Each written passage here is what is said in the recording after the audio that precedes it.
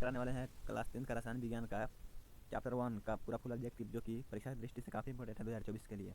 तो आते हैं क्वेश्चन नंबर 1 पे, कौन सी गैस उत्सर्जित होगी जब धातु जल के साथ अभिक्रिया करेगी? Oxygen, carbon dioxide, hydrogen, nitrogen. तो इसका करेक्ट आंसर ऑप्शन सी बिल्कुल सही हो जाएगा, हाइड्रोजन। चलिए आते हैं क्वेश्चन नंबर 2 पे। ये जो दिया हुआ अभिक्रिया है किस प्रकार की अभिक्रिया है? देखिए, संयोजन अभिक्रिया, विस्थापन अभिक्रिया, वियोजन अभिक्रिया, विस्थापन अभिक्रिया। आप लोग इस समीकरण को देख के उसके बाद बताइए कि कौन सी अभिक्रिया है। इसका करेक्ट आंसर हो जाएगा आपका ऑप्शन डी, बिल्कुल सही हो जाएगा आंसर, विस्थापन अभिक्रिया। चलिए आते हैं क्वेश्चन नंबर 3 पे। लौह चूर्ण पर तनु हाइड्रोक्लोरिक अम्ल अभिक्रिया डालने से क्या होता है? सही उत्तर पर निशान लगाइए। हाइड्रोजन गैस एवं आयन क्लोराइड बनता है, क्लोरीन गैस एवं आयरन हाइड्रोक्साइड बनता है, कोई अभिक्रिया नहीं होती है, आयरन लवण एवं जल बनता है। तो 3 का करेक्ट आंसर आपका ऑप्शन ए बिल्कुल सही आंसर हो जाएगा, हाइड्रोजन गैस एवं आयन क्लोराइड बनता है। आते हैं क्वेश्चन नंबर 4 पे। शोषण किस प्रकार की अभिक्रिया है? उपचयन, संयोजन, अपचयन व ऊष्माशोषी। तो इसका करेक्ट आंसर हो जाएगा आपका ऑप्शन 4 का ऑप्शन ए बिल्कुल सही आंसर हो जाएगा, अपचयन उपचयन सॉरी दोस्तों, उपचयन बिल्कुल सही आंसर हो जाएगा। आते हैं क्वेश्चन नंबर 5 पे। CuO+H2+ ऐसे जो अभिकारक बनता है जो Cu+H2O किस प्रकार की अभिक्रिया है?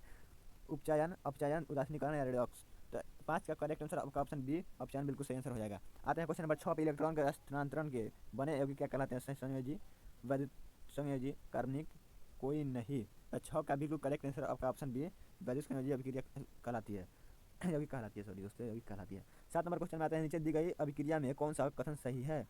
कॉपर का ऑक्सीकरण। देखिए दोस्तों, ये जो अभिक्रिया है इसका कथन कौन सी सही है? ऑप्शन ए कॉपर का ऑक्सीकरण, कॉपर का अपकरण, कॉपर का नाइट्रेशन, ए और बी दोनों। तो 7 का करेक्ट आंसर आपका ऑप्शन ए बिल्कुल सही आंसर हो जाएगा, ऑप्शन ए बिल्कुल सही आंसर हो जाएगा। आते हैं क्वेश्चन नंबर 8 पे।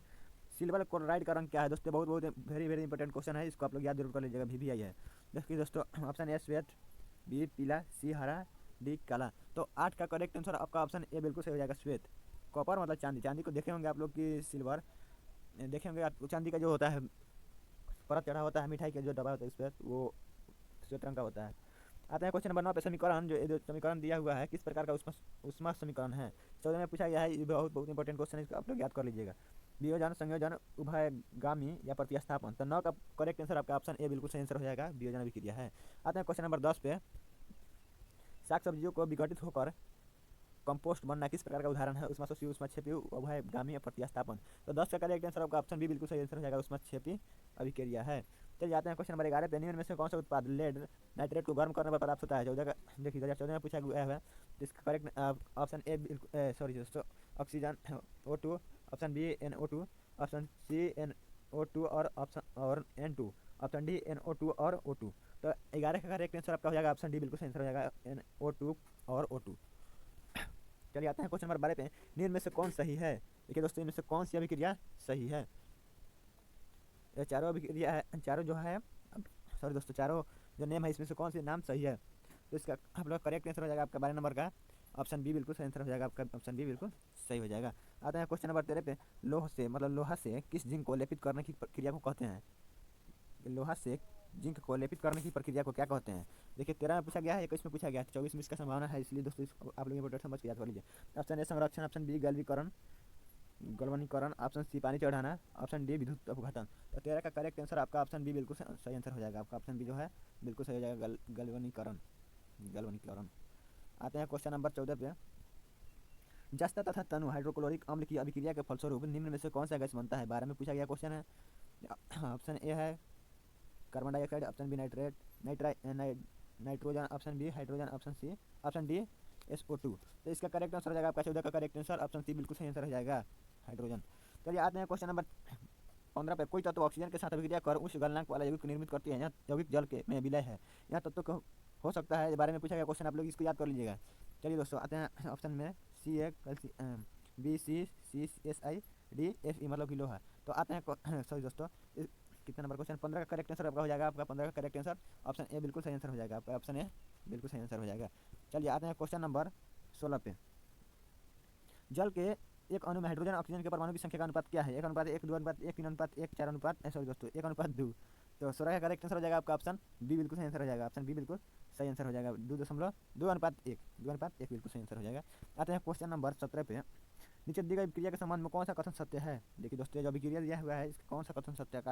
कार्बन उपचयित हो रहा है, ZnO उपचयित हो रहा है, कार्बन उपचयित हो रहा है, कार्बन मोनोऑक्साइड उपचयित हो रहा है।